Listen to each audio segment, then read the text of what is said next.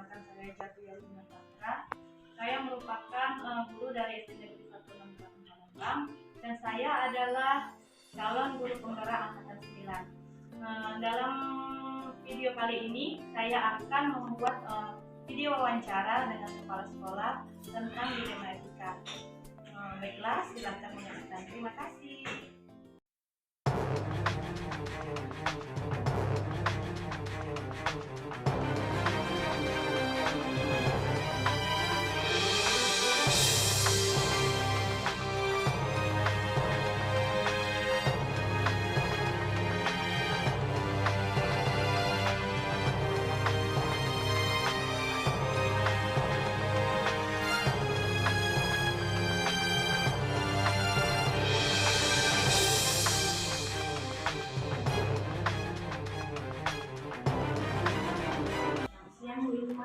Selamat siang Bu Indah, apa kabar? Sehat Bu ya?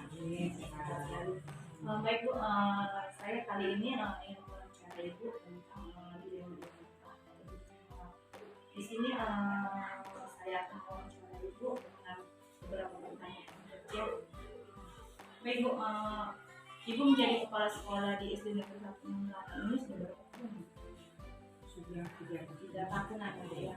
Nah, jadi selama 3 tahun Ibu menjadi kepala sekolah di SD ini, bagaimana Ibu dapat mengidentifikasi kasus-kasus yang merupakan dilema etika? Apakah pastinya Ibu sudah pernah mengalami dilema etika atau juga moral tersebut? Oke, terima kasih atas pertanyaan Bu Indah. Pertanyaan yang agak sulit ya menjawabnya karena ini berhubungan dengan etika. Jadi untuk kasus etika, pertama-tama ya saya harus paham dulu ya.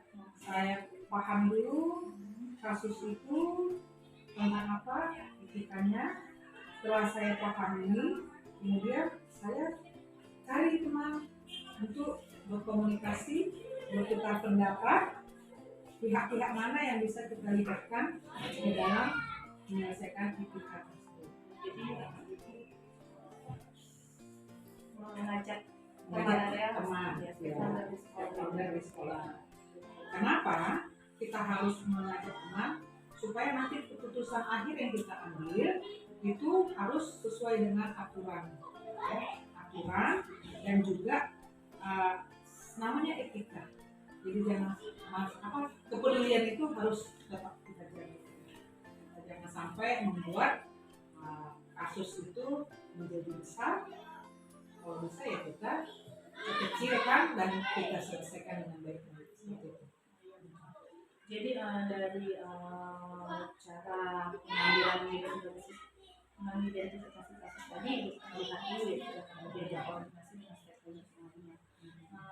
Nah, untuk pengambilan keputusan ini Bu, misalnya ada kasus-kasus di mana kasus tersebut kepentingannya sama-sama baik ya, atau sama-sama benar. Jadi Ibu bagaimana cara mengambil keputusan? Misalnya bertemu dengan sesuatu kasus yang sama-sama baik, misal anak tadi nggak pernah sekolah ataupun kasus-kasus yang dulu yang mau dikeluarkan kita sayang karena dia masih muda sini, kalau tidak dikeluarkan disuruh tinggal dia tidak pernah sekolah, seperti itu contohnya. Ataupun mungkin misalnya Ibu bisa menemukan kasus-kasus lain yang pernah Ibu alami. Bagaimana Ibu cara mengambil keputusannya itu? Itu bagaikan buah semalam. Iya, jadi itulah lawan benar tadi. Bagaikan buah semalakama, dimati makan mak, tidak dimakan mati mak, tidak dimakan mati bapak. Nah, untuk hal-hal yang begini, ya memang disinilah dibutuhkan kebijaksanaan. Ya. Memang kita harus pertimbangkan mana banyak sisi baik dan sisi buruk. Tetapi pertimbangan itu tidak boleh hanya pertimbangan kita sendiri. Nah, saya kembali lagi kayak tadi.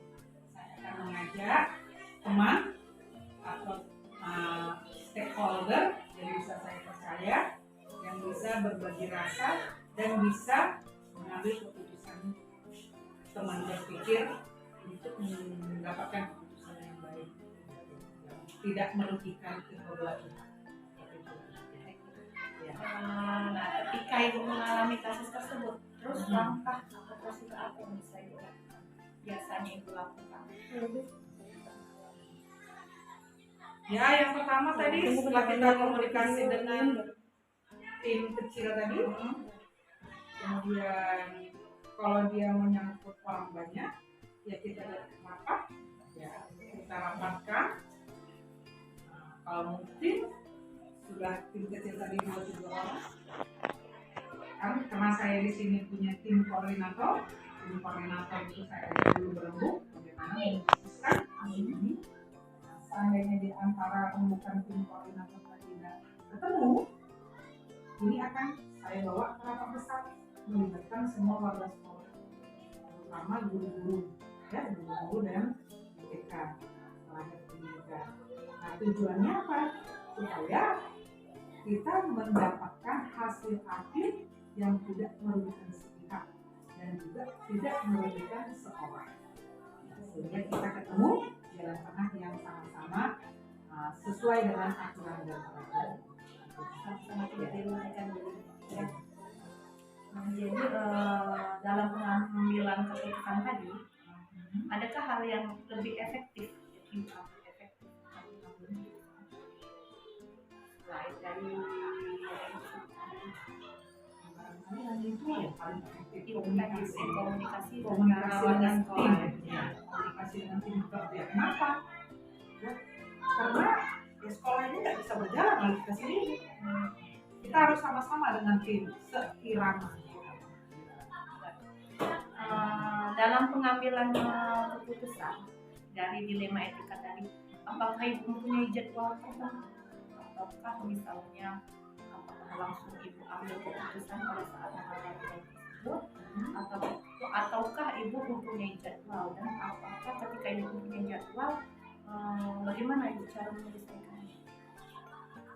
Kalau dibilang berjadwal sepertinya enggak, karena dilema itu kan kita nggak jadwalkan kapan datangnya, kan kita nggak jadwalkan.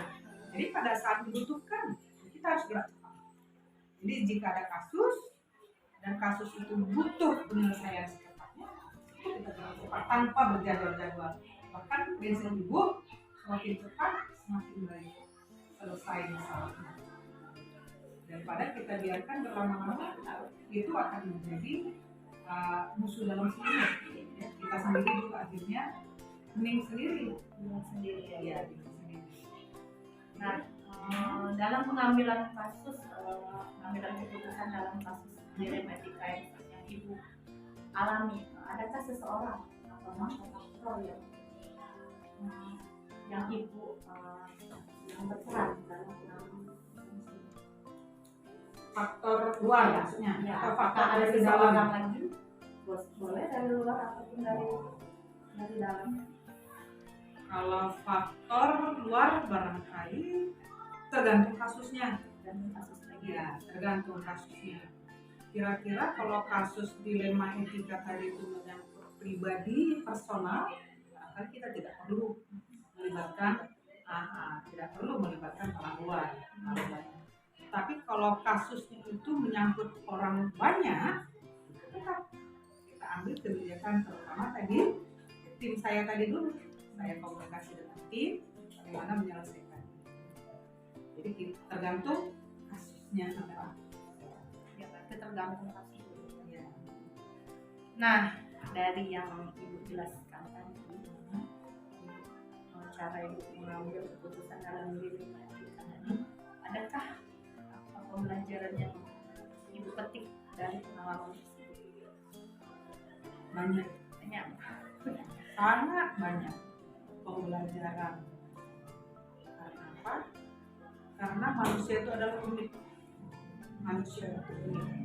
Karena manusia itu unik, cara menghadapinya juga unik dan spesifik. Saya menghadapi ibu Indah akan beda dengan menghadapi ibu yang lain. Kenapa? Kita sebagai ibu, kita dibekali psikologis, pembelajaran menjiwai makan kita. Jadi uh, kasus yang diselesaikan itu kita sesuaikan dengan bagaimana kepribadian orang supaya ketemu. Iya. Nggak bakalan bisa kita menyelesaikan masalahnya kalau kita mendekatkan diri ke orang itu dengan karakter yang berjauhan, berseberangan, kan namanya selisih pendapat, dan dia juga nggak mau mendengar pendapat dia. Jadi satu kuncinya kalau kita mau dilema ini tentang karakternya terutama, kita dekati dulu secara personal. Kita dekati secara personal, kita ambil isi hatinya, apa sih maunya dia. Nah, setelah kita tahu apa isinya, apa maunya dia, baru kita masukkan isinya. Nah, kalau kayak gitu, dia mungkin bisa menerima kita walaupun tidak 100%.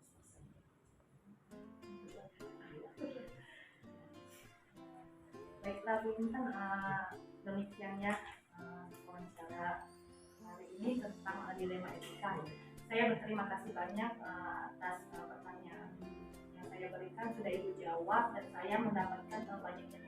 Sekali lagi terima kasih, semoga nantinya kelak kami bisa menerapkan cara-cara ini untuk menjadi pimpinan. Terima kasih ya. Terima kasih, sukses ya Bu ya.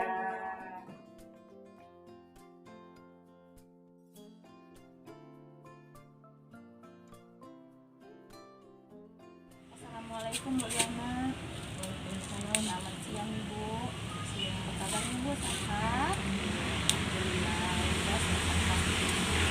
Baik Bu, dalam video ini saya mau wawancara Ibu tentang studi kasus kami yaitu kami mohon bantuan Ibu untuk menjawab beberapa pertanyaan yang akan saya berikan. Baik Bu ya, kita mulai. Dalam di lingkupan sekolah selama ini menjadi pemimpin sekolah ini, menjadi kepala sekolah, pastinya Ibu sudah pernah sudah mengalami dilema etika ataupun masalah dalam kepemimpinan Ibu. Nah, selama Ibu mengalami hal tersebut, adakah cara Ibu mengidentifikasi kasus-kasus yang merupakan dilema etika? Kalau tentang dilema itu pasti tidak mungkin Ibu tidak ada masalah, pasti ada sekolah itu pasti ada. Yang pastinya itu salah satunya itu tentang disiplin guru itu dilemanya. Dan cara Ibu untuk mengidentifikasinya itu tidak misalnya dengan mendengarkan seseorang, keterangan seseorang atau laporan seseorang, tapi dengan Ibu terjun langsung mengamati gitu, mengamati guru tersebut, Ibu terjun langsung mengamati bagaimana keseharian guru tersebutnya.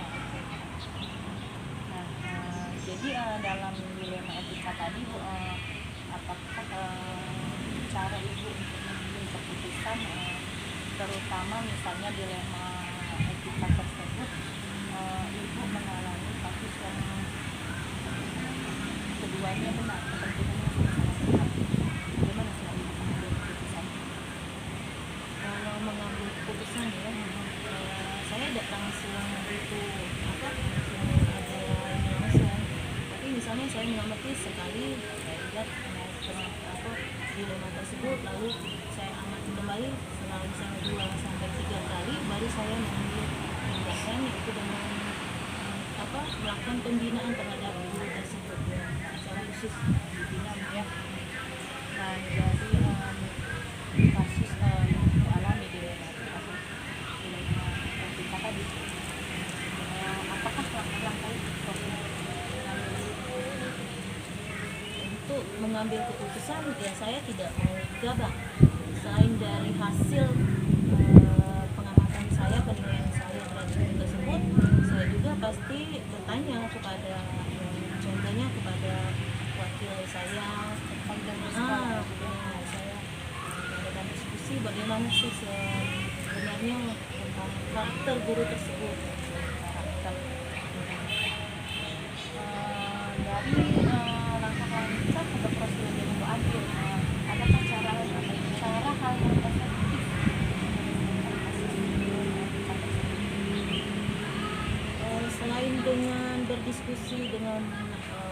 guru atau wakil di sini.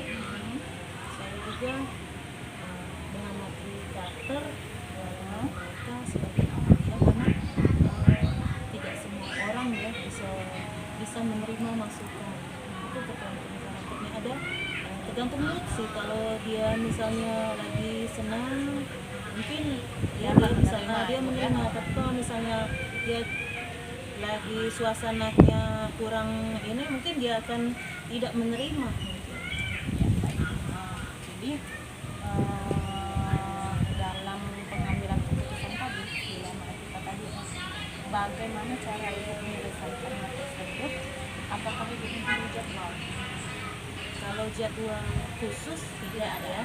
Jadi kalau secara dengan mengamati tadi sekali 2 kali kan dia tidak mungkin, misalnya dalam 1 minggu dia mungkin minggu depan diulangi kembali, atau dalam 1 minggu itu 2 kali dia melakukannya.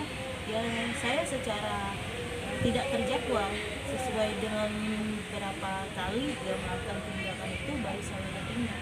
Tidak ada jadwal. Tidak ada jadwal. Apakah ibu langsung menyelesaikannya di tempat? Tidak juga. Tidak, kalau misalnya tempat kan rasanya kurang bijaksana ya. Karena kalau misalnya untuk kesalahan seperti itu, seperti itu saya panggil secara khusus, mungkin di dalam ruangan saya. Jadi mendapat binaan khusus dari saya tanpa ada melibatkan orang lain, karena kita tetap menjaga privasinya. Berarti ibu tidak ada jadwal, karena kita juga belum tahu gitu ya kapan masalah tersebut dari panjang. Nah, dari pengambilan keputusan tadi ibu, adakah seseorang atau faktor-faktor yang dari luar yang membantu ibu dalam menyelesaikan pengambilan keputusan tersebut? Adakah orang lain? Kalau orang lain ya mungkin yang tadi ya wakil saya yang saya percayai. Jika saya menunjuk juga bukan sembarang orang, tapi kita menunjuk orang yang kita tahu karakternya, yang memang dia disiplin kerja, sehingga bisa saya ajak kerjasama untuk mengatasi masalah guru yang tidak disiplin. Orang yang dipercaya lah Ya. Baiklah ibu, dari penyelesaian pengambilan keputusan yang ibu lakukan, hal apa yang dapat ibu petik dari pengambilan keputusan yang sudah ibu laksanakan dan dari dilema etika yang sudah ibu alami sendiri? Kalau hal yang saya petik bahwa saya tidak boleh mengambil keputusan secara gegabah.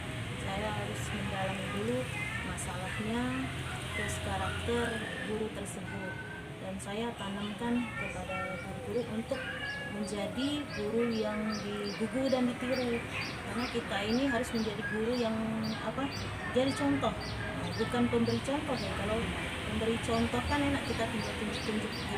Jadi mulai dari diri dulu supaya bisa menjadi guru yang berkarakter, sehingga menciptakan murid-murid yang disiplin, kreatif, dan berprestasi. Jadi mulai karena kunci disiplin adalah kunci suksesnya seorang guru.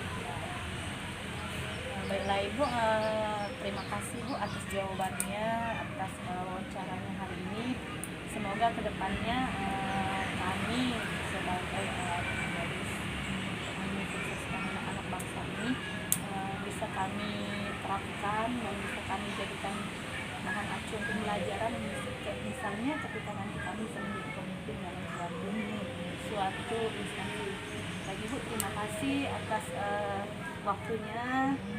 Lebih kurang saya mohon maaf jika saya mendapat kata-kata yang salah. Terima kasih sebelumnya.